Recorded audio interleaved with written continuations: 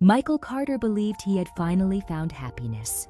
A younger woman, a bigger house, a more exciting life. He thought he had left his old life behind until one ordinary afternoon changed everything. He was driving home when his phone rang.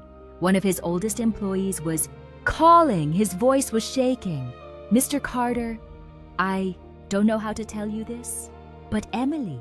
For a second, Michael forgot how to breathe because no matter how far he had tried to run from his past, there was one name his heart had never truly let go of. At that moment, he would have traded every dollar, every luxury car, every award, just to hear her voice one more time. But that wasn't the day Michael lost his marriage. It was only the beginning of the biggest mistake of his life.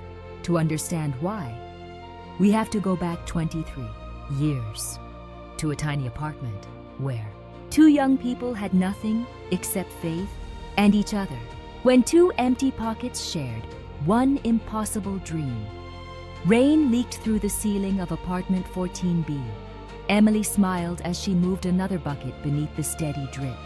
She laughed. "One day we're going to miss this place."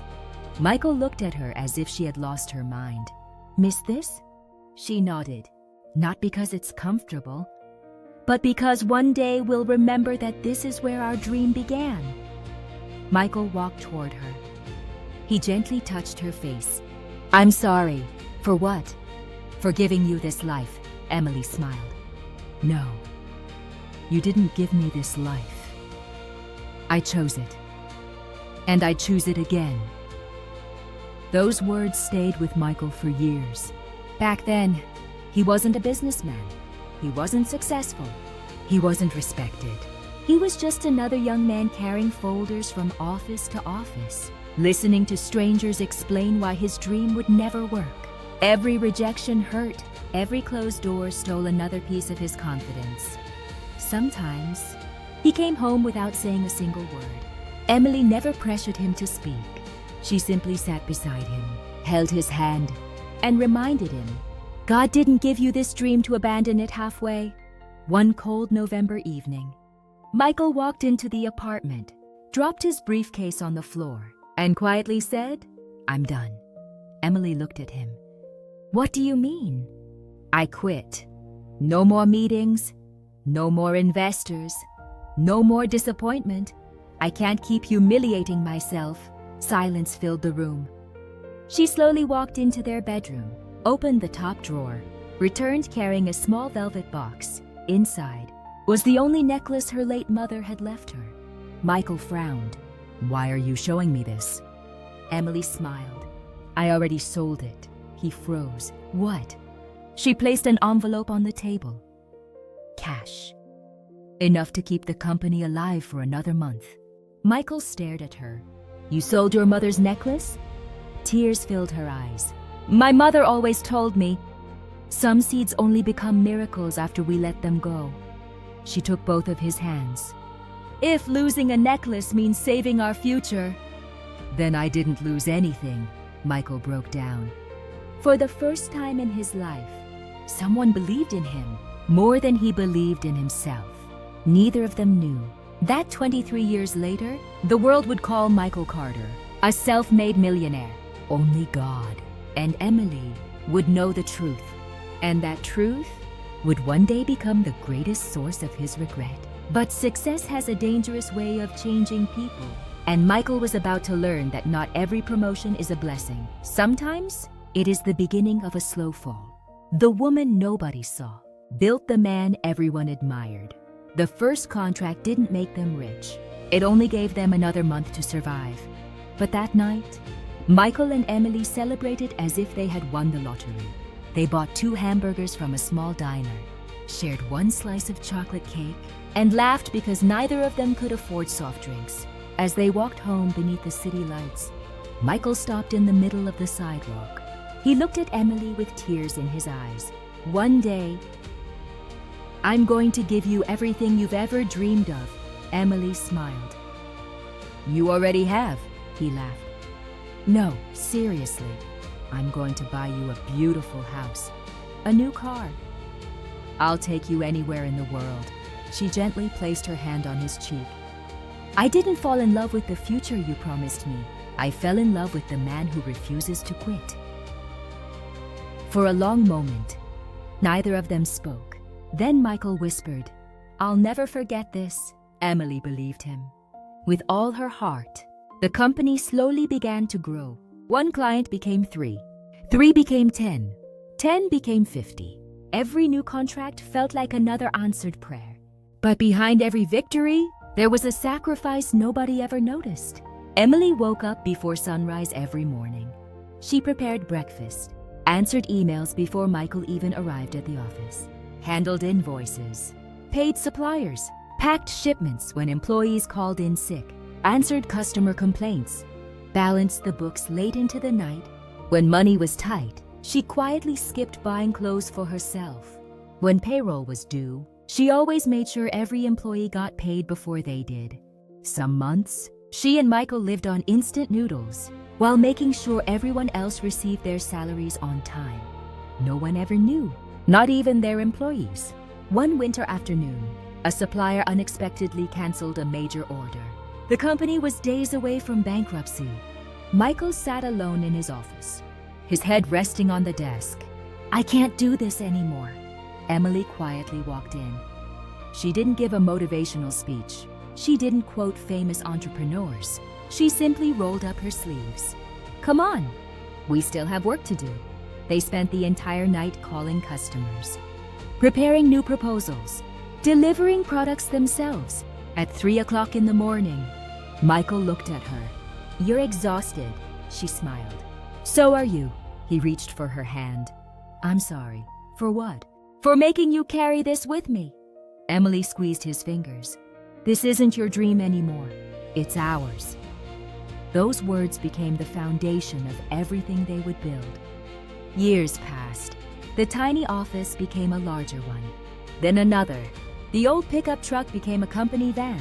Eventually, a fleet. People began recognizing Michael's name. Local newspapers wrote articles about him. Business magazines called him the entrepreneur who built an empire from nothing. Every interview ended the same way. Mr. Carter, what's the secret behind your success? Michael always smiled. Hard work. It wasn't a lie, but it wasn't the whole truth either. Because while cameras focused on the man standing behind the podium, no one noticed the woman sitting quietly in the front row. The woman who had typed his speeches, ironed his shirts, corrected his presentations, prayed with him before every important meeting, encouraged him after every rejection, and believed in him. Long before anyone else ever did, she never wanted the spotlight. Watching him succeed was enough. One evening, after receiving the Business Leader of the Year award, they returned home long after midnight. Michael placed the trophy on the kitchen counter. Emily laughed. We're running out of room. He walked behind her, wrapped his arms around her waist, and rested his chin on her shoulder. None of this would exist without you. Emily closed her eyes. Promise me something. Anything. If success ever changes our lives, if we ever become too busy, if people start treating us differently, promise me you'll never forget who we were. Michael turned her around, looked directly into her eyes. I could never forget. I owe you everything. Emily smiled. She believed every word, because some promises are easy to make when life is simple.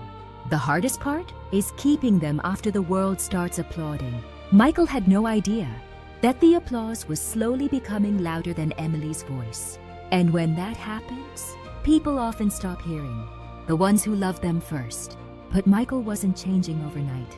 It was happening so slowly that neither of them noticed the distance growing between them, until someone else quietly stepped into the space Emily had always occupied. Success didn't change Michael. It revealed the man he was becoming. Success didn't arrive all at once. It came quietly.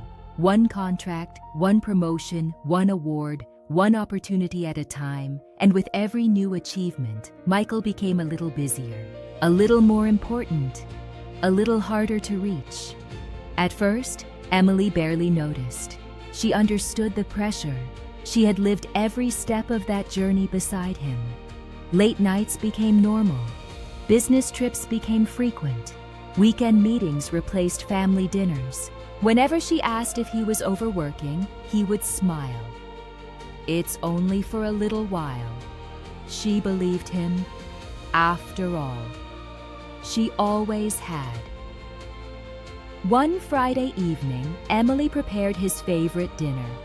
Roasted chicken, mashed potatoes, the homemade apple pie he had loved since they were newlyweds. She even lit 2 candles. Not because it was a special occasion, but because they hadn't shared a peaceful dinner in weeks. She looked at the clock, 7 o'clock, then 8, then 9. At 9:47, her phone vibrated. "Michael, don't wait for me. Business dinner. We'll talk tomorrow." Emily stared at the screen, then looked at the table she had prepared. The candles had already burned halfway down. The food was cold. She quietly blew out the flames, covered the dishes, and ate alone. She never complained. Not once, because loving Michael had always meant believing tomorrow would be better. She had no idea. Tomorrow would only be the beginning. Months later, the company hired a new executive. Her name was Sophia Reynolds. She was intelligent, confident, elegant. She had graduated from one of the country's best business schools. She spoke 3 languages. She knew exactly how to impress a boardroom. Michael noticed her on the first day, not because of her beauty, but because she reminded him of the ambitious person he believed he had become. She challenged his ideas, made him laugh during stressful meetings, understood the fast-paced corporate world he now lived in. There was nothing inappropriate, not yet. That evening, Michael came home smiling. Emily immediately noticed. "You look happy." "It was a good day." "What happened?" "We hired someone impressive." "Oh?" "Her name is Sophia." Emily smiled. "That's wonderful. We've been needing good people." Michael nodded. "You'd like her." Emily laughed. "I hope so." It was such an ordinary conversation. Neither of them realized it would become one of the most painful memories of their marriage. Days turned into weeks. Weeks became months, and somehow, Sophia's name kept appearing. Sophia solved the problem. Sophia stayed late. Sophia had a great idea. "Sophia thinks we should expand." Emily listened. She smiled. She encouraged him. She never imagined she was slowly becoming a listener in a story she had once helped write. One afternoon, Emily surprised Michael at the office. She brought lunch. Just like she had done hundreds of times over the years, the receptionist smiled. "Mrs. Carter, it's so good to see you." Emily returned the smile. She walked toward Michael's office. The door was slightly open. Inside, Michael and Sophia were laughing. Not flirting, just laughing. The kind of effortless laughter Emily hadn't heard from her husband in a very long time. She stood there for a few seconds, invisible, then knocked softly. Michael turned. His smile disappeared almost instantly. "Oh, Emily, you should have called first." The words hit harder than he intended. Emily looked down at the lunch basket in her hands. "I thought we could eat together." Michael glanced at his watch. "I can't. We're preparing for tomorrow's presentation." Sophia immediately stood up. "I can leave." Michael shook his head. "No, stay." He turned back to Emily. "We'll have dinner tonight." Emily forced a smile. "It's okay. I'll take this home." She walked away before either of them could see the tears forming in her eyes. Behind her, Michael sighed. He didn't realize what had just happened. He believed he had simply chosen work. What he had actually chosen was distance. That night, Emily stood alone in front of the bathroom mirror. She looked at the woman staring back. Tiny lines around her eyes, silver strands hidden among her dark hair. Hands rough from years of work, she gently touched her own reflection. When did I stop seeing you? Not because she wanted to become younger, not because she wanted to compete with another woman, but because somewhere along the way, she had spent so many years building Michael's future that she had quietly disappeared from her own. A week later, Michael invited Emily to the company's annual gala. She spent hours choosing a dress, not an expensive one, just one she hoped he would like. She curled her hair, put on the perfume he had once said reminded him of home as she walked down the stairs. She smiled. "What do you think?" Michael looked up from his phone. For 2 seconds, nothing. Then he spoke. "You look nice." Emily's smile faded almost imperceptibly. "Just nice?" He hesitated. "I don't know. I guess I expected something a little more." He stopped. Emily finished the sentence for him. "More elegant?" He looked away. "I didn't mean it like that." But he did. Whether he admitted it or not, she quietly nodded. "I'll go change." As she walked back upstairs, Michael returned to his phone. He never saw the tear that rolled down her cheek, and that was the real tragedy.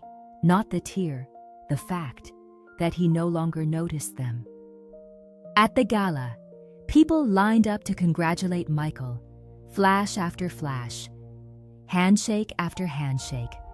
Champagne glasses clinked. Executives praised his vision. Investors admired his success. Meanwhile, Emily stood alone near the ballroom window, watching the city lights, watching the man she loved become someone she no longer recognized. Across the room, Sophia laughed at something Michael had said. He laughed too, for just a moment. Their eyes met. Emily smiled politely, then looked away.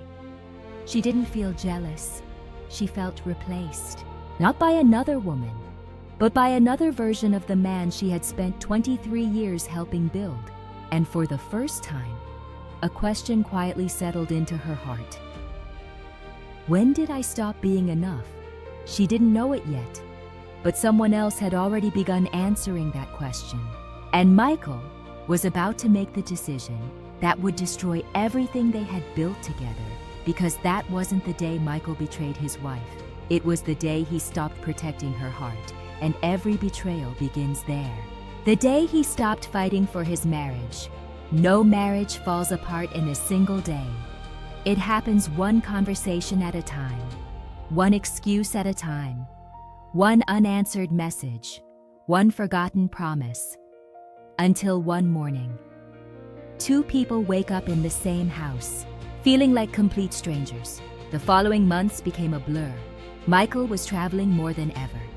New cities, new investors, new opportunities. Emily stopped asking when he would be home. She already knew the answer. Late, always late, one evening. She looked at the calendar hanging in the kitchen. A small red circle surrounded today's date, their 23rd wedding anniversary. She smiled to herself. Maybe this year will be different. She cooked his favorite meal, lit the same candles they had used years before. When all they owned was a tiny apartment and impossible dreams, she even wore the blue dress Michael had once called my favorite. At 6 o'clock, she waited. At 7, she reheated the food. At 8, she looked through the window every time headlights appeared outside. At 9, her phone finally vibrated. She smiled, certain it would be Michael saying he was almost home. Instead, she read 6 words. "I'm sorry, something came up at work." Nothing more. No call, no explanation, no happy anniversary. Emily slowly placed the phone on the table. The candles burned quietly until they went out by themselves. So did something inside her. The next morning, Michael walked into the kitchen. He poured himself a cup of coffee. Morning. Emily looked at him. "Do you know what yesterday was?" He frowned. "Wednesday?" She forced a smile. "Our anniversary."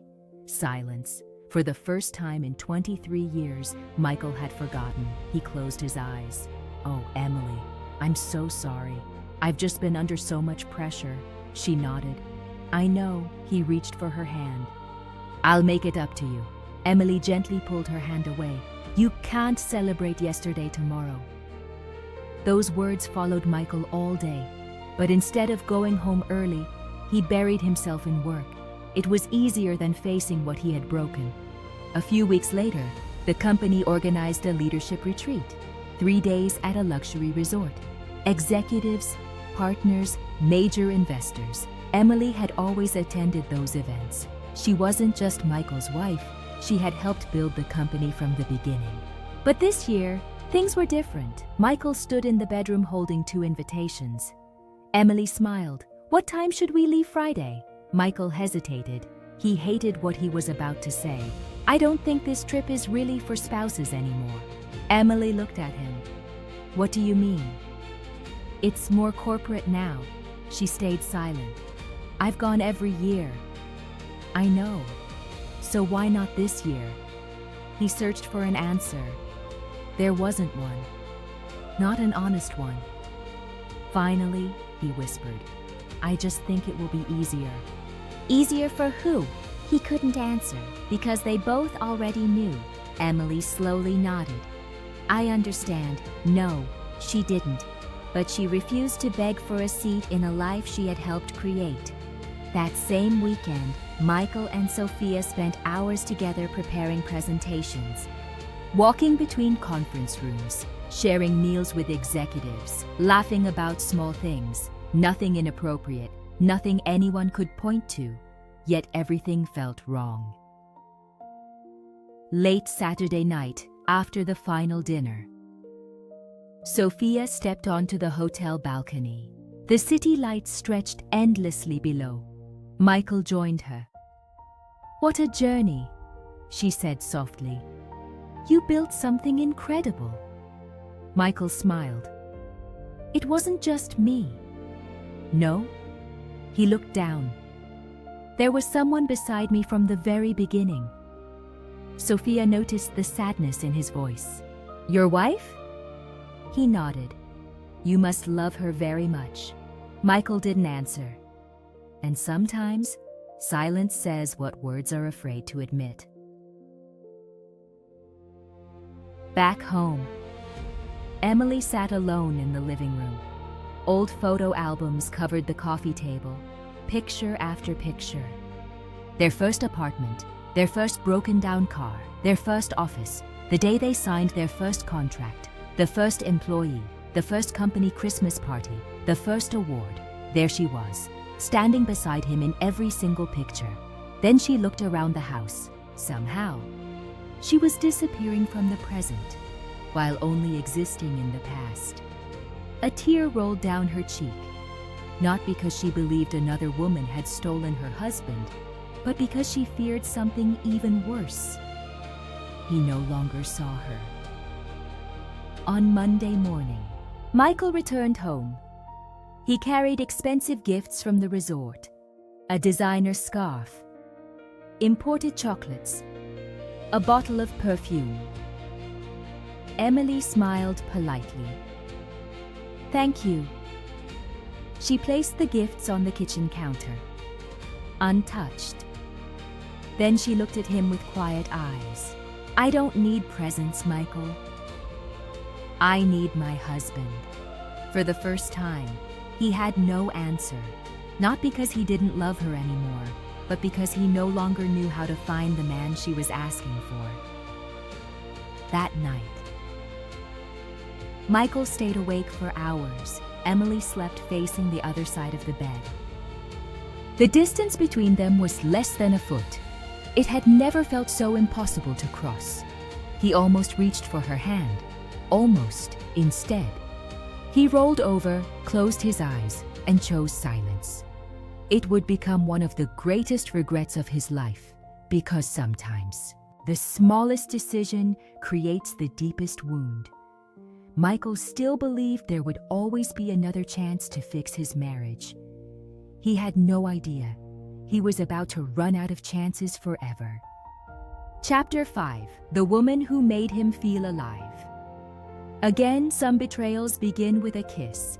Others begin with a conversation, a laugh that lasts a little too long, a message that brings a smile no one at home has seen in months, a thought someone should reject, but chooses to entertain instead. Michael had not crossed the final line yet, at least, that was what he kept telling himself. But long before a person betrays their marriage with their hands, they often betray it in their heart. And Michael's heart was already learning how to live somewhere else. Sophia was unlike anyone he had worked with before. She was younger than him, confident, elegant, sharp enough to challenge him in a room full of people, and fearless enough to disagree with him when everyone else remained silent. During their first strategy meeting, Michael presented an expansion plan that had taken his team 6 weeks to prepare. When he finished, the executives nodded politely. Sophia did not. She leaned back in her chair, crossed her arms, and said, "It's safe." Michael looked at her. "Safe?" She nodded. "Predictable." One of the executives shifted uncomfortably. Michael studied her face. "Do you think it's a bad plan?" "No," she smiled. "I think it's a plan designed by a man who's afraid of losing what he built." The room fell silent. Michael should have been offended. Instead, he felt something awaken inside him. Not anger, excitement. No one had spoken to him like that in years. "What would you do differently?" Sophia stood, walked toward the presentation screen, and began to explain. She saw possibilities where others saw risk. She spoke about expansion, innovation, a younger market, a future larger than the company had ever imagined. Michael watched her, not because she was beautiful, though she was. He watched because she made him feel like the young man who once believed nothing was impossible. When the meeting ended, Sophia gathered her papers. Michael remained seated. "You're not afraid of much, are you?" She smiled. "I am." "Of what?" "Becoming comfortable." Then she left the room, but her words stayed. That evening, Michael arrived home later than usual. Emily was in the kitchen. A pot simmered on the stove. She turned when she heard the door. "You're home." He smiled faintly. "Looks like it. I made your favorite." He placed his phone on the counter. "Thank you." Emily began telling him about her day. A neighbor's dog had escaped. Mrs. Evelyn had accidentally brought 2 different shoes to church rehearsal. Rachel had invited them to dinner on Friday. Michael smiled, but he wasn't listening. His phone lit up. A message. "Sophia, I reworked the projections. You're going to hate them." Michael looked at the screen, then smiled. A real smile.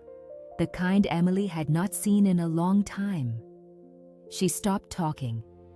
Michael typed a quick reply. Emily watched quietly. Was it important? He placed the phone face down. "No." She gave a small nod. "Then why did you look happier reading that message?" "Than listening to me?" The question landed softly, but it carried months of pain. Michael looked at her. "Emily, it was work?" "I didn't say it wasn't." She turned toward the stove, stirred the food. Her voice remained calm. "I just miss being the person who could still make you smile." Michael opened his mouth, but nothing came out. For a second, he considered walking toward her, holding her, telling her she was wrong, telling her he still saw her. But his phone lit up again, and that moment passed. The following weeks, Sophia began appearing everywhere. At investor lunches, at private meetings, at business dinners, at company celebrations. She was no longer simply a consultant. She had become part of Michael's inner circle. Employees began asking her questions. They once asked Emily. Clients invited her to events. Investors requested that she attend presentations. She knew how to command a room. And Michael liked standing beside someone the room admired one afternoon. Emily stopped by the company with lunch. She had packed Michael's favorite sandwich, the same one she used to make during the early years, when they could not afford to eat at restaurants. As she walked toward his office, she heard laughter coming from the conference room. Through the glass, she saw Michael and Sophia standing beside a large screen. The presentation had ended. The investors were gone, but the two of them remained. Sophia said something. Michael laughed. Not politely, not professionally. He threw his head back. The way he used to laugh with Emily in their first apartment. Emily stood frozen. The paper bag felt suddenly heavy in her hands. She had not realized how much she missed that sound until she heard it being given to someone else. Sophia noticed her first. Her expression changed. Emily. Michael turned. His smile disappeared. What are you doing here? Emily looked at him, then at the food in her hands. I brought lunch. Michael glanced at the table. We already ordered. Only then did Emily notice the 2 open boxes of expensive food. 2 drinks, 2 sets of silverware. She forced a smile. Of course, Sophia stepped forward. You didn't have to do that. Emily looked at her. Sophia's voice was kind. That somehow made it worse. I know. Emily handed the bag to Michael. Maybe you can eat it later. He took it without looking inside. She turned to leave. Emily, Michael called. She stopped. For 1 second, he almost went after her, almost apologized, almost chose his wife. Then Sophia spoke. The investors are waiting for the revised numbers. Michael looked toward the screen, then back at Emily. Can we talk tonight? Emily smiled sadly. We always can. Then she walked away.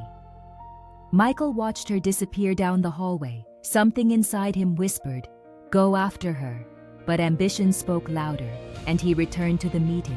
That night, Michael found the lunch bag in the corner of his office, untouched.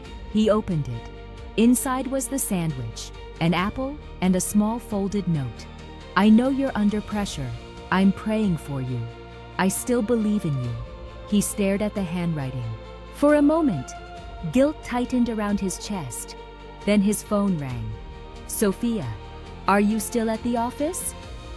Yes, so am I. He looked at Emily's note again. Sophia continued. We need to finish the presentation before morning. Michael hesitated.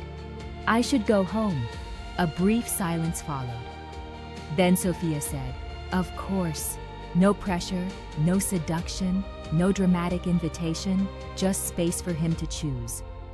Michael looked toward the dark window, then at the unfinished numbers. I'll come upstairs. He folded Emily's note, placed it inside his pocket, and stayed. Rain began falling shortly after 9. The office building emptied. The hallways grew silent. Sophia ordered pizza. They sat across from each other on the conference table. Shoes off, jackets hanging over the chairs. Documents spread around them. For the first time in years, Michael was not speaking like a husband, or a company president, or a man responsible for everyone. He was simply talking. They spoke about travel, childhood, fear, dreams, the future. Sophia told him she had never wanted an ordinary life. I'd rather fail chasing something great than spend my life wondering what I could have become. Michael looked at her. You're always chasing something. So are you. He laughed. Maybe. She studied his face, then asked, when was the last time you laughed like this? Michael's smile faded slightly. He looked down at the pizza box. I don't remember. Sophia did not answer. She didn't need to. The silence between them was no longer professional. It was dangerous. Michael felt it. He should have stood, should have left, should have called Emily. Instead, he stayed at home. Emily sat alone at the dining table. 2 bowls of soup rested between 2 empty chairs. At 9:10, she reheated them. At 10:15, she turned off the stove. At 11:40, her phone finally rang. Michael, I'm still at the office. Emily stared at the untouched bowl across from her. Are you alone? Michael looked toward Sophia. She was standing near the window. He hesitated. No. The honesty surprised both of them. Emily closed her eyes. Is Sophia there? Yes. We're working. Emily nodded slowly, even though he could not see her. Of course. Michael heard something in her voice. Not anger, not jealousy, disappointment. He tried to explain. This presentation is important. I know. We're almost finished. I know. Don't wait for me. Emily looked at the second bowl, at the steam that had disappeared hours ago. Her voice broke only slightly. I already did. The call ended. Michael stared at the phone. Sophia watched him from across the room. You should go. He looked at her. What? She spoke gently. She waited for you. Michael looked away. She doesn't understand what this company demands. Sophia's expression changed. Maybe. Then she returned to the papers. Michael waited for her to agree with him. She did not, and for reasons he did not understand. That bothered him. Emily carried the 2 bowls to the sink. She poured the soup away. Slowly, silently. Then she stood with both hands resting against the counter. She remembered a night 20 years earlier. Michael had come home after another failed meeting. He had been defeated, ashamed, afraid. She had warmed soup for him after midnight, sat beside him on the kitchen floor, held his hand and said, "We'll try again tomorrow." He had rested his head on her shoulder. "You never give up on me." She had smiled. Never. Now, standing in the same kitchen. Emily finally understood the cruelty of certain promises. Sometimes, they remain true for one person, long after the other has forgotten them. The following morning, Michael stood alone in his office. Emily's note was still inside his pocket. He removed it. Read it again. I still believe in you. He closed his eyes. For a moment, he imagined going home, canceling the next meeting, taking Emily somewhere quiet, telling her everything. Not just about Sophia, about the emptiness, the distance, the fear that he no longer knew who he was outside the company. He imagined asking for help. He imagined choosing his marriage. Then Sophia entered the office. She placed a folder on his desk. The board approved the expansion. Michael looked up. Her face was bright with excitement. We did it. She smiled, and just like that, the future he had been chasing stood directly in front of him. Michael placed Emily's note inside the desk drawer, closed it, and chose the meeting. Again, that afternoon, Sophia and Michael stood on the balcony outside the executive floor. The city stretched below them. Tiny cars, glass towers, people moving through lives neither of them could see. Sophia looked toward the skyline. You know what I admire about you? Michael smiled. What? You refuse to stay small. He looked at her. She continued. Most people spend years building a life, then become prisoners of it. Michael's smile slowly disappeared. What do you mean? Sophia shrugged. They become afraid to change, afraid to admit they want something different, afraid of disappointing everyone. She turned toward him. So they remain loyal to a version of themselves they've already outgrown.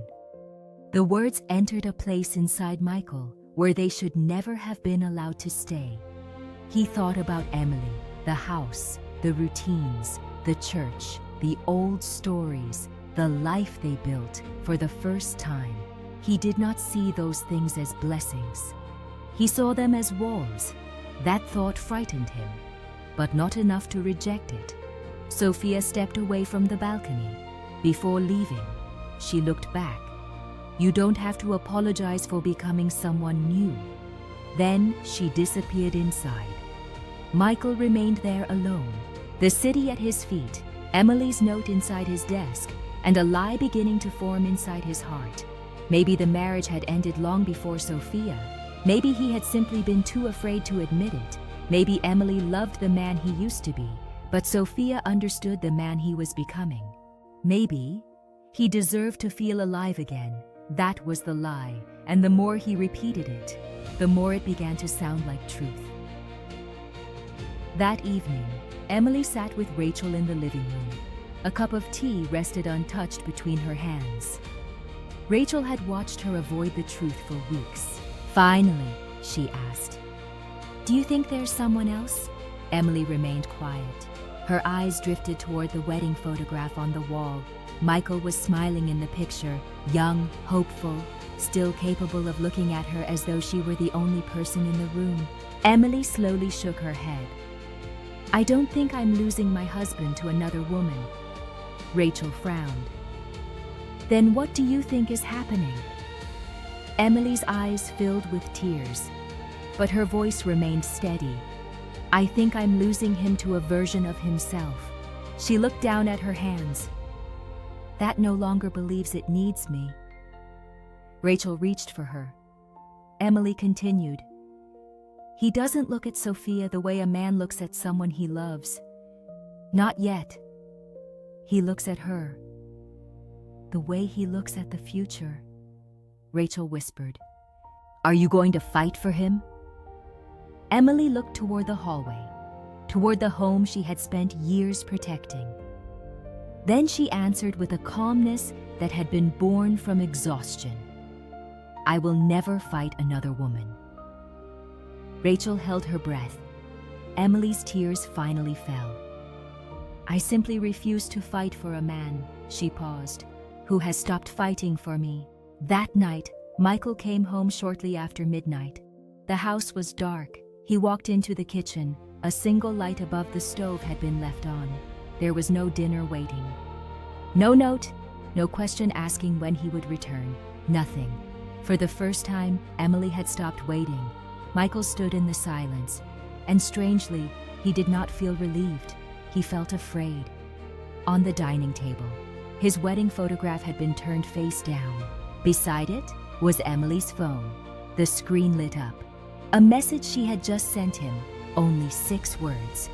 "Can we talk tomorrow, please?" Michael stared at the message. He knew, deep down, he had known for months, this was no longer a conversation about fixing a difficult season. It was about facing what he had chosen. Every time he stayed late, every time he hid behind work, every time he allowed another person to occupy the space he had promised to protect. For months, Michael had told himself nothing had happened, but something had happened. His wife had learned how to stop reaching for him, and sometimes, the most dangerous moment in a marriage is not when someone starts looking elsewhere. It is when the person who stayed finally stops asking them to return. Michael still believed there would always be another chance. Another dinner, another anniversary, another apology, another tomorrow.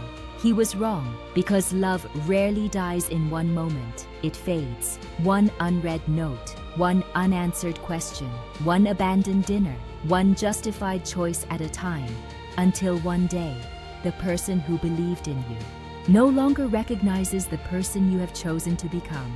Michael thought Sophia had made him feel alive again. He had no idea. He was slowly destroying the only life that had ever truly loved him. The conversation that ended. 23 years of love.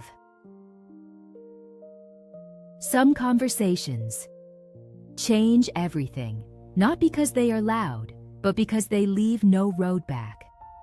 Michael parked his car in the driveway for several minutes.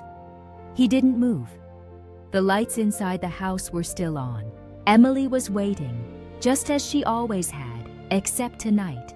She wasn't waiting for her husband. She was waiting for the truth.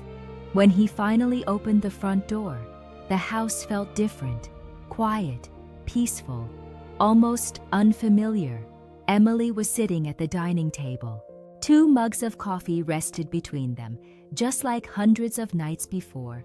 But this time, neither of them reached for the cups. She looked at him, I wasn't sure you'd come. Michael forced a weak smile. I said I would. She nodded.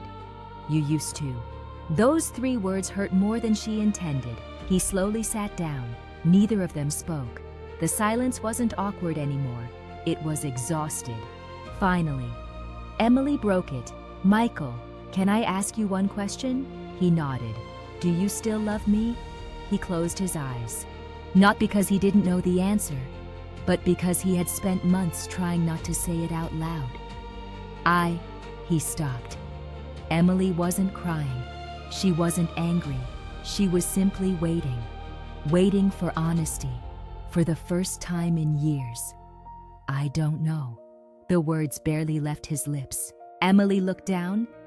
Not surprised, just heartbroken. I think, Michael continued, I've changed.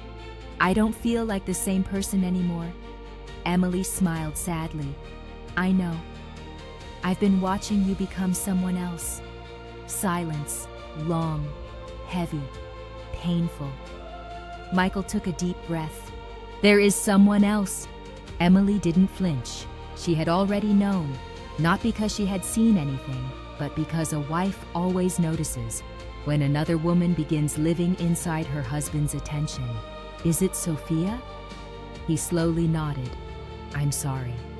Emily whispered. No, you're sorry because you got caught by your own conscience. You stopped being sorry long before tonight. Michael lowered his head. He couldn't argue, because she was right. He reached across the table. Emily gently moved her hands away. Not in anger, in acceptance. I never wanted to hurt you, Michael whispered. Emily looked into his eyes. That's the saddest part. I believe you. You never wanted to hurt me.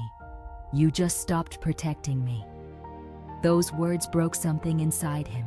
Because they were true. Every betrayal begins long before another kiss. It begins the moment someone stops protecting the heart that trusted them. Michael looked around the house. Every picture, every wall, every memory. Emily, I'll leave for a while. Maybe we both need time. She quietly shook her head. No, you already left. His eyes filled with tears. I was still here. She looked at him with heartbreaking gentleness. Were you? Silence. No answer came, because there wasn't one. Michael stood up. Slowly. He walked toward the bedroom, opened the closet, removed a suitcase, the same suitcase Emily had given him, the year the company finally became profitable. She watched from the hallway. Neither of them spoke. He folded shirts, packed jackets, placed family photographs back inside the drawer. Then he stopped. His wedding ring caught the light. For several seconds, he stared at it. 23 years, reduced to a circle of gold. He slipped it off, placed it carefully on the dresser. The sound it made against the wood was almost impossible to hear, yet to Emily, it sounded louder than thunder. As Michael walked toward the front door, he stopped without turning around. He whispered, I hope someday you'll forgive me. Emily stood quietly behind him. I already will. Michael slowly turned. Hope appeared in his eyes, but then she continued.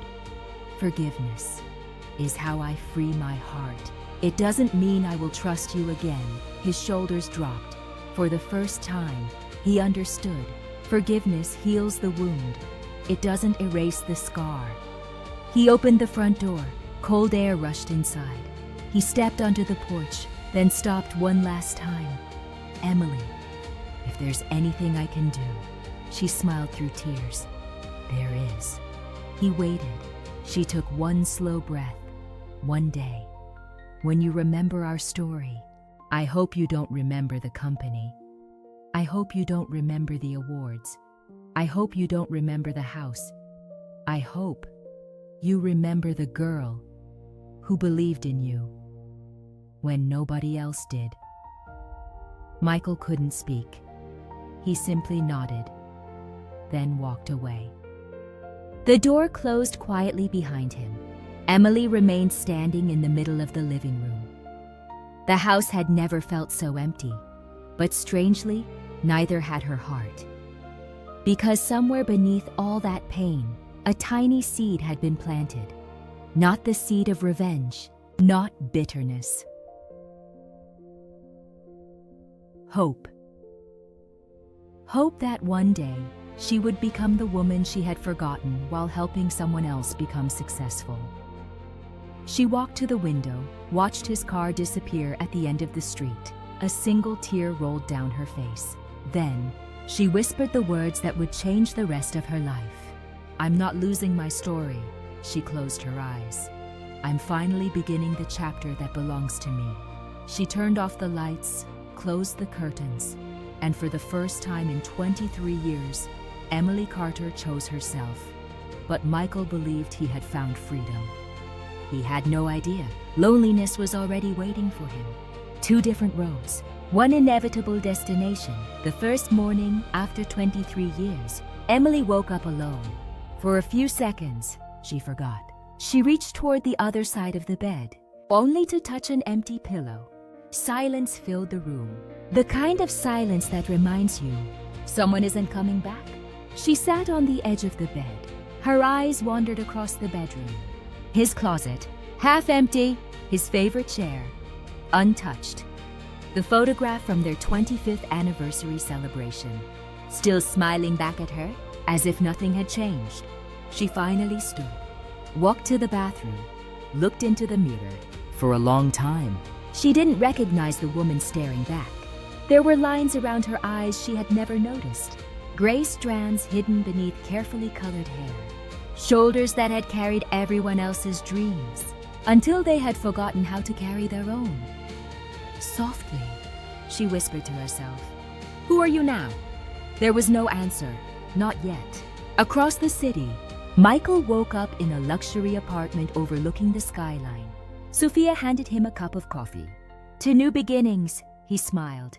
For the first time in months, he felt lighter. No uncomfortable conversations, no painful memories, no guilt. At least, that's what he kept telling himself. Sophia kissed his cheek. "We can finally stop hiding." Michael nodded. "Yes, we can." But something inside him hesitated, only for a second. Then he ignored it. Emily spent the following days doing something she hadn't done in years. Nothing, no schedules, no meetings, no company reports, no answering Michael's phone, no solving other people's problems. At first, the silence terrified her. Then, she realized something. She had spent so many years taking care of everyone else. She no longer knew how to take care of herself. One afternoon, she opened an old wooden box tucked away in the back of a closet. Inside were pieces of a woman she had almost forgotten, a small watercolor set, a worn notebook filled with poems, a camera Michael had given her during their first anniversary. She smiled through tears. "I used to love painting," she whispered. "When did I stop?" No one had forced her to give up those dreams. Life had happened. Responsibilities had grown. Love had asked for sacrifices. And little by little, without even noticing, she had disappeared behind the success they built together. Meanwhile, Michael and Sophia became the couple everyone admired. Business magazines featured them. Social media celebrated their glamorous lifestyle. Elegant dinners, luxury vacations, charity galas, perfect photographs, thousands of likes, hundreds of comments. Power couple, relationship goals. What an inspiring love story. Michael read those words and tried to believe them. Sometimes, he almost did. One Sunday morning, Emily walked back into the same church she had attended for years. This time, she sat alone. The third row felt much larger than before. During worship, she couldn't sing. The words caught in her throat. Tears streamed silently down her face. After the service, an elderly woman approached her. Mrs. Evelyn. She had watched Michael and Emily grow from newlyweds into successful business owners. Without asking questions, she simply embraced her. For a long moment, neither woman spoke. Finally, Mrs. Evelyn smiled gently. My dear, when God begins healing a broken heart, He doesn't start by replacing what was lost. He starts by reminding you who you were before the pain convinced you that you were nothing. Emily lowered her head. Fresh tears filled her eyes because for the first time, someone wasn't telling her to move on. Someone was reminding her she still existed. That afternoon, Emily did something she hadn't done in nearly 2 decades. She bought a canvas, a few brushes, fresh tubes of paint. The young cashier smiled. Starting a new hobby? Emily thought for a moment, then answered softly, No, I'm trying to remember an old one. She carried the small bag home. It wasn't expensive. It wasn't extraordinary. But somehow, it felt heavier than all the luxury Michael had surrounded himself with. Because inside that bag, there wasn't just paint, there was possibility. Weeks passed. Emily painted badly. Very badly. She laughed at herself. Covered the canvas. Started over. Made mistakes. Tried again. For the first time in years, failure didn't frighten her. No one was watching. No one expected perfection. She wasn't painting to impress anyone. She was painting to meet herself again. Across town, Michael stood in front of another mirror. Tailored suit, luxury watch, perfect tie. Everything looked exactly the way success was supposed to look. Sophia walked behind him. You look happy, he smiled. I am, she hugged him. Good. After she left the room, Michael remained in front of the mirror. The smile slowly disappeared. He stared at his own reflection, then quietly asked, Then why does this house still feel so empty? The room offered no answer, only silence. The same silence he had once left behind. Life has a strange way of revealing the truth. Some people lose everything before discovering who they really are. Others gain everything, only to realize they lost themselves along the way. Emily thought her story had ended. When Michael walked out that door, she had no idea. God was quietly writing a beginning she never imagined. Michael believed he had finally found the life he always wanted. He had no idea that appearances can hide emptiness for only so long. Because sooner or later, every heart must answer one question. Did I build my life on what shines or on what truly lasts? And very soon, both of them would discover the answer. The cracks behind the perfect picture. Some people mistake excitement for peace. They mistake admiration for love, and they mistake attention for belonging. Michael didn't realize it, but he had spent months chasing a feeling that was never meant to last. 3 months had passed. The magazines still loved them. Sophia and Michael had become the faces of modern success. Every week, another interview, another award, another elegant dinner, another smiling photograph. To everyone watching, their lives looked perfect. But photographs never capture silence. One Friday evening, Sophia stepped into the penthouse carrying several shopping bags. I bought something for the gala next week. Michael smiled. I'm sure it's beautiful. It was. And expensive, she laughed.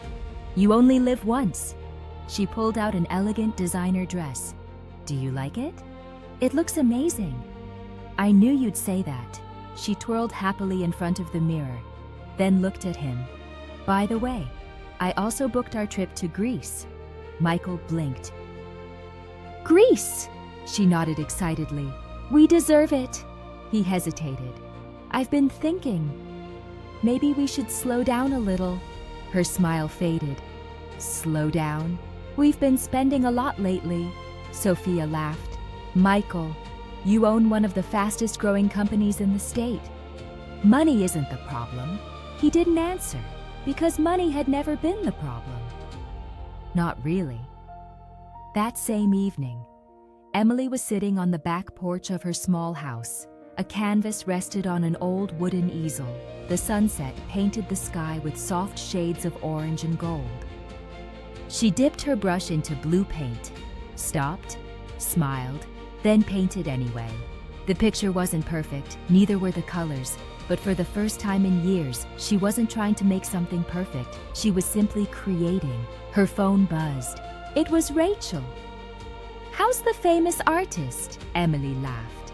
"I'm still deciding whether these paintings are art or evidence that I should never hold a brush again." Rachel laughed with her. "I've seen them. They're beautiful." Emily looked at the unfinished canvas. No, they're honest.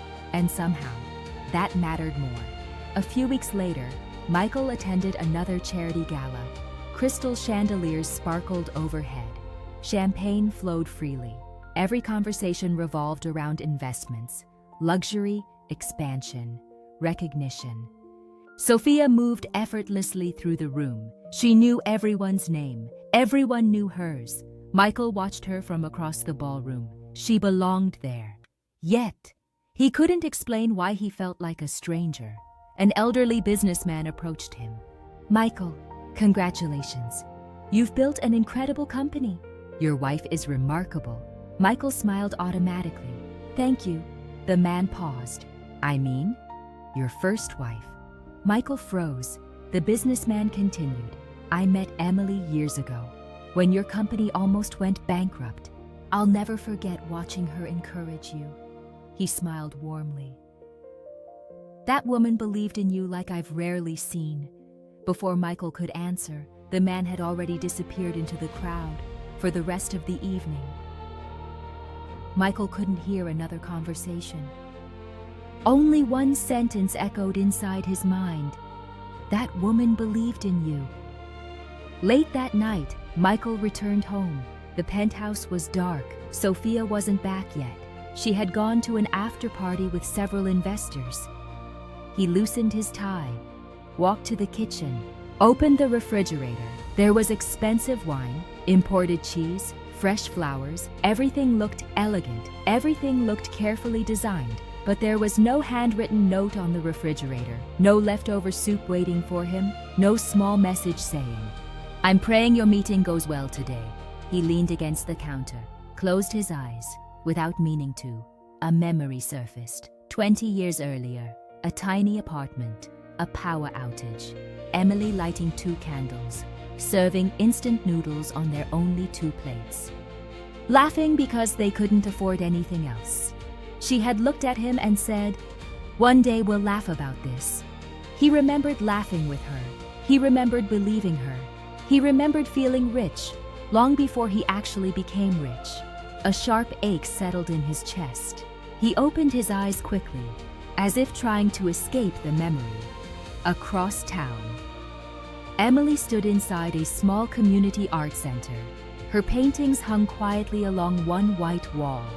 Nothing extravagant, nothing famous, just pieces of her heart captured in color. She nervously adjusted one frame. "What if nobody likes them?" Mrs. Evelyn smiled. "My dear, people don't connect with perfection. They connect with truth."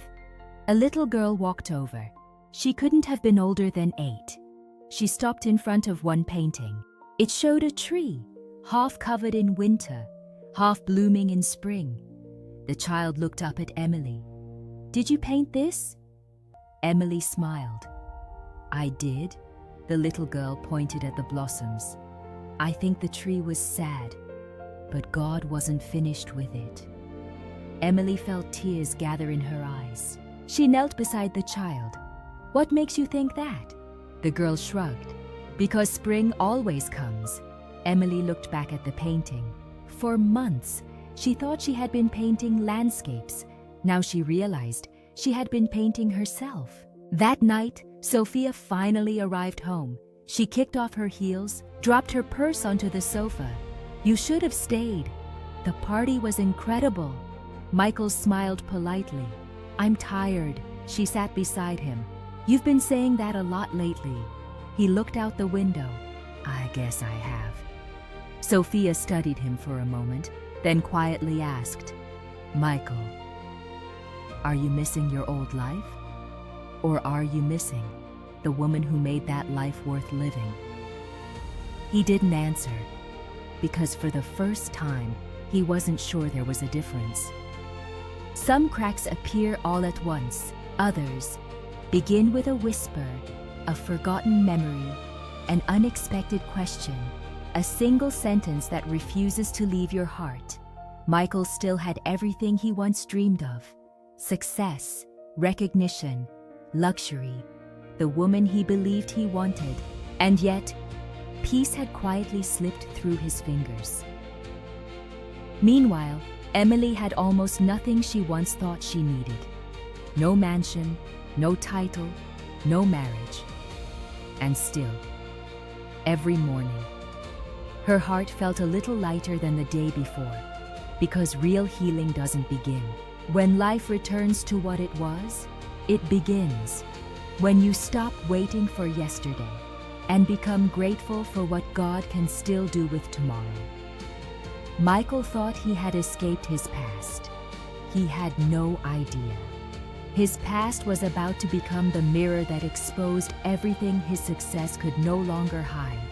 The price of what he thought was freedom, regret, rarely arrives the day after a bad decision. It comes quietly, patiently. It waits until the excitement fades, until the applause grows silent, until the heart has nowhere left to hide. Only then does it ask the question we spend our lives trying to avoid. Was it worth it? Nearly a year had passed. From the outside, Michael's life had never looked better. The company continued to grow. His face appeared on magazine covers. He was invited to speak at business conferences. People asked him how it felt to have everything. He always smiled. It has been an incredible journey. Everyone applauded. No one noticed how quickly he left the stage after every speech.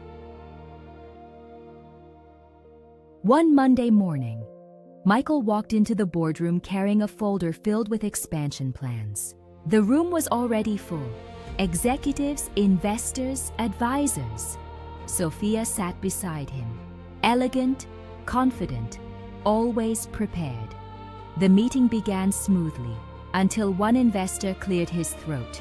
"We've reviewed the latest numbers." Michael nodded. "They're strong." The man hesitated. "Revenue is growing, but client retention is falling." Another executive spoke. "We're closing new deals, but we're losing long-term relationships." Michael frowned. "Why?" No one answered immediately. Finally, the oldest advisor in the room spoke. "People trusted this company because it felt personal." He looked directly at Michael. "Now, it feels expensive." The room fell silent. For years, Emily had been the one reminding every employee to learn customers' names, to send handwritten thank you cards, to visit struggling clients, to care about people, not only contracts. Michael suddenly realized those traditions had quietly disappeared. No one had ordered them to stop. Emily had simply been the one keeping them alive. That evening, Michael stayed late at the office. Everyone else had gone home. He wandered through the empty building. His footsteps echoed down the hallway. He stopped outside a small conference room. Years ago, Emily had covered one wall with handwritten notes, Bible verses, words of encouragement, photographs from company picnics, birthday cards signed by every employee. The wall was empty now. Fresh paint covered everything. Clean, modern, lifeless. Michael rested his hand against it. He closed his eyes. And for the first time, he admitted something he had been running from. Emily hadn't simply helped build the company. She had built its heart across town. Emily unlocked the door to the Community Art Center. Her newest collection was displayed near the entrance. Visitors stopped, looked carefully, smiled. Some purchased paintings. Others simply thanked her. One woman lingered in front of a canvas showing a lighthouse standing firm against a violent storm. She turned toward Emily. "This painting feels hopeful." Emily smiled. "It is." The woman tilted her head. "Were you thinking about someone while you painted it?" Emily looked at the lighthouse for several seconds, then answered softly, I was thinking about Grace. The woman didn't fully understand, but somehow, she smiled anyway. That afternoon, Mrs. Evelyn joined Emily for coffee. I heard your exhibition is almost sold out.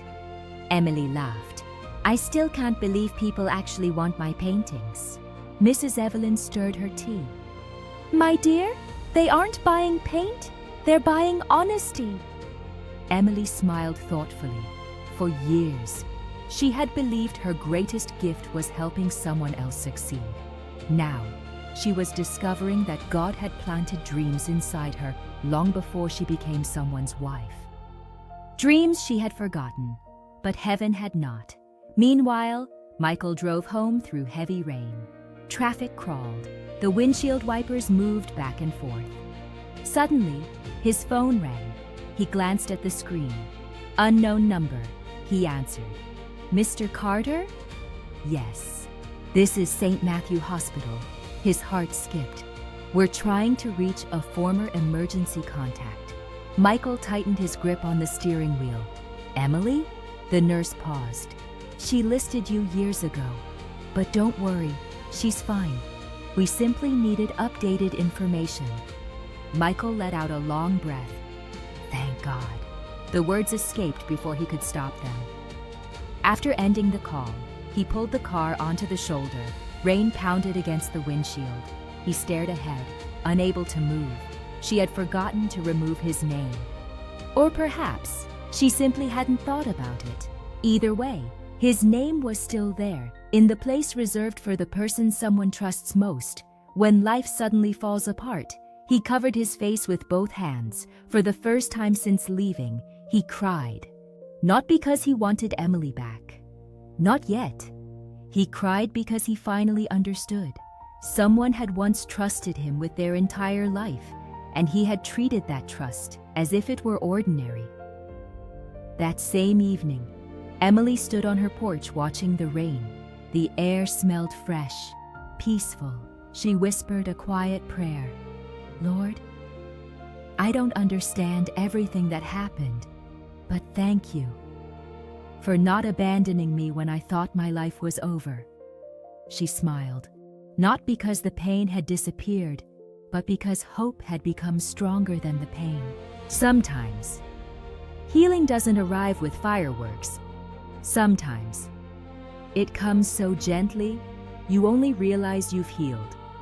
When something that once broke your heart no longer controls it. There are losses that money cannot replace, conversations that success cannot buy back, hands that once held yours but will never be offered in quite the same way again. Michael had spent years building an empire, yet he was only beginning to understand. The most valuable things in life cannot be measured by profit. They are measured by the hearts we are trusted to protect, and once that trust is broken, even forgiveness cannot turn yesterday into today.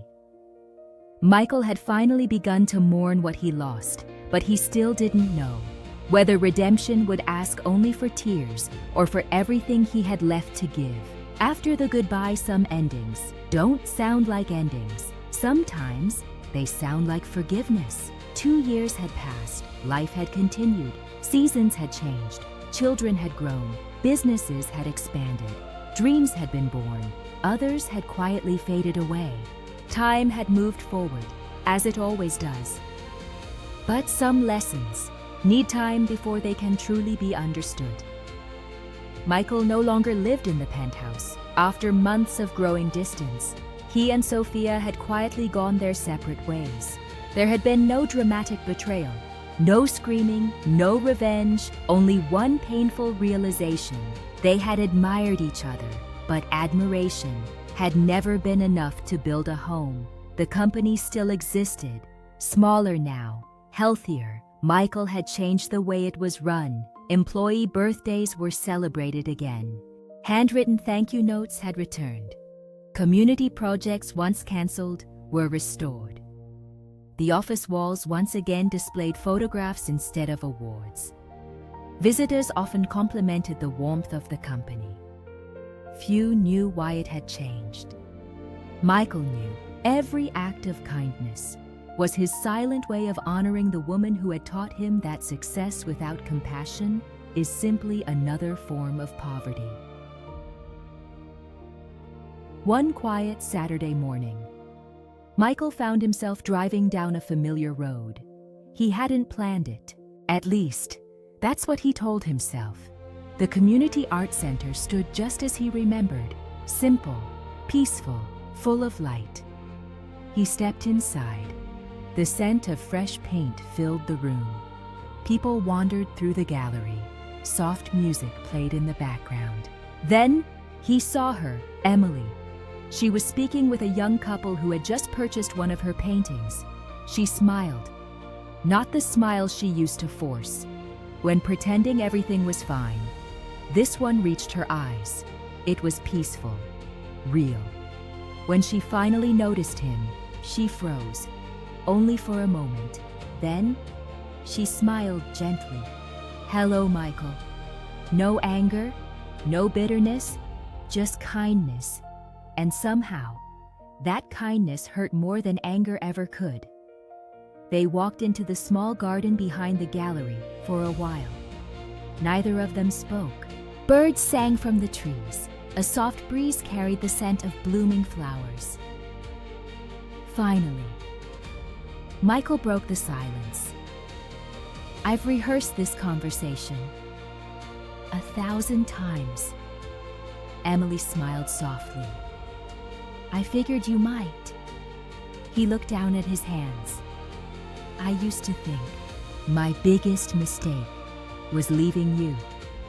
He shook his head. "I was wrong.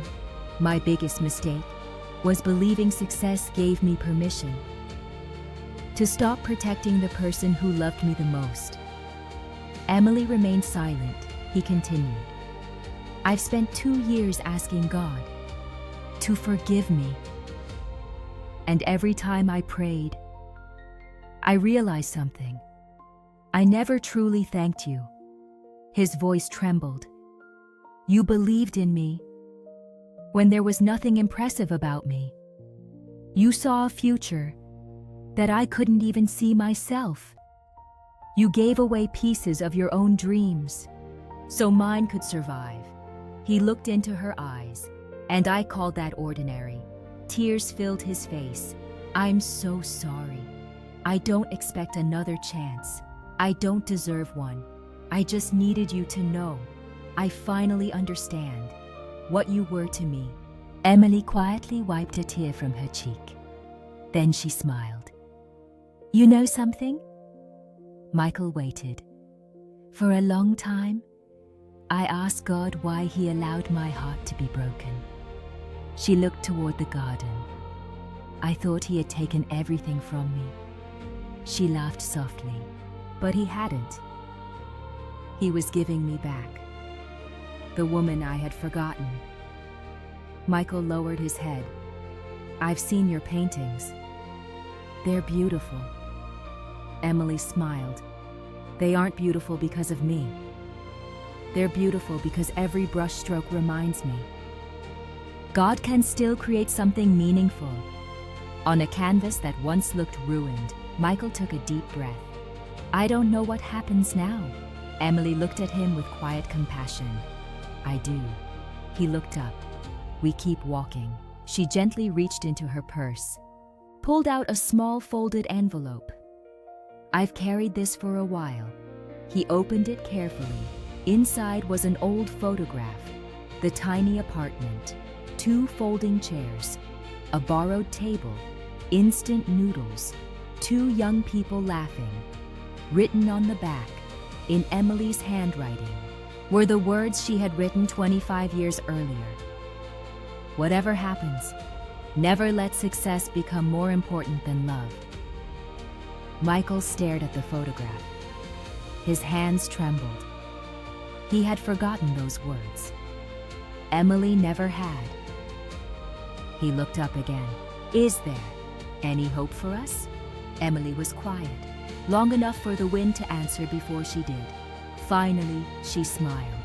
"There is always hope, Michael's heart raced, but hope, she continued gently, doesn't always look the way we expect.